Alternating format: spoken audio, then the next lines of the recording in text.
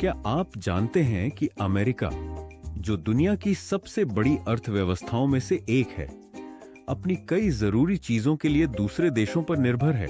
जी हां, इसमें ऊर्जा, कच्चे माल, खाना पीना और कुशल काम करने वाले लोग शामिल हैं।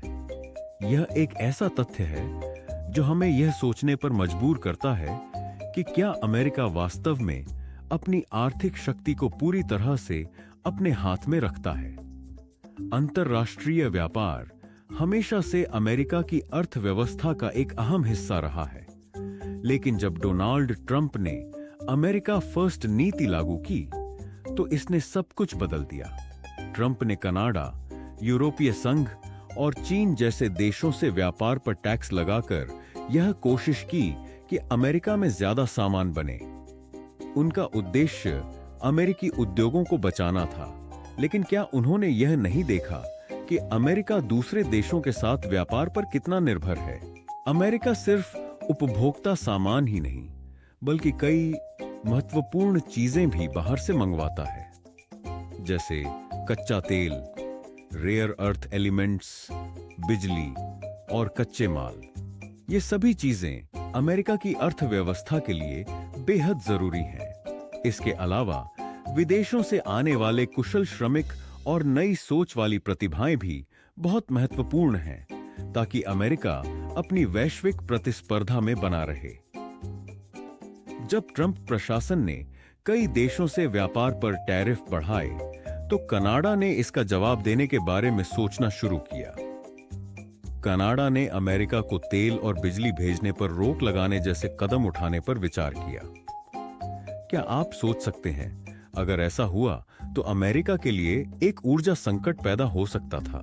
इससे कई उद्योगों पर असर पड़ता और यह स्थिति अमेरिका की अर्थव्यवस्था को गंभीर रूप से प्रभावित कर सकती थी।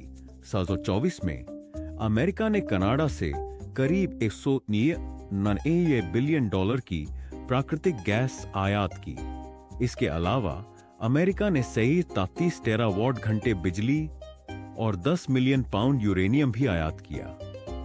इनमें कच्चा तेल सबसे ज्यादा था, जिससे कनाडा की अमेरिकी ऊर्जा सुरक्षा में बड़ी भूमिका दिखाई देती है।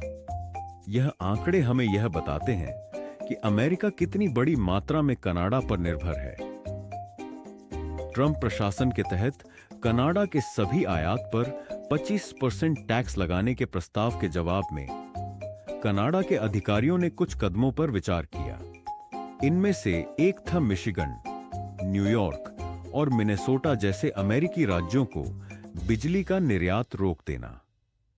ओंटारियो के मुख्यमंत्री डग फोर्ड ने कहा कि वे इन राज्यों को बिजली देना बंद कर सकते हैं, जिससे लगभग 1.5 करोड़ अमेरिकी घरों पर असर पड़ सकता था।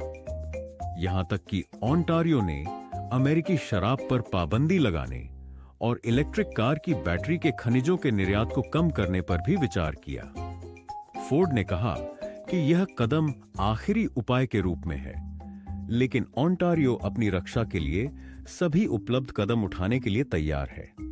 यह स्थिति न केवल कनाडा के लिए, बल्कि अमेरिका के लिए भी एक गंभीर चेतावनी है। कनाडा के प्रधानमंत्री जस्टिन ट्रूडो ने कहा कि अमेरिका के टैक्स के प्रस्ताव पर कनाडा की प्रतिक्रिया के बारे में कुछ भी तय नहीं हुआ है।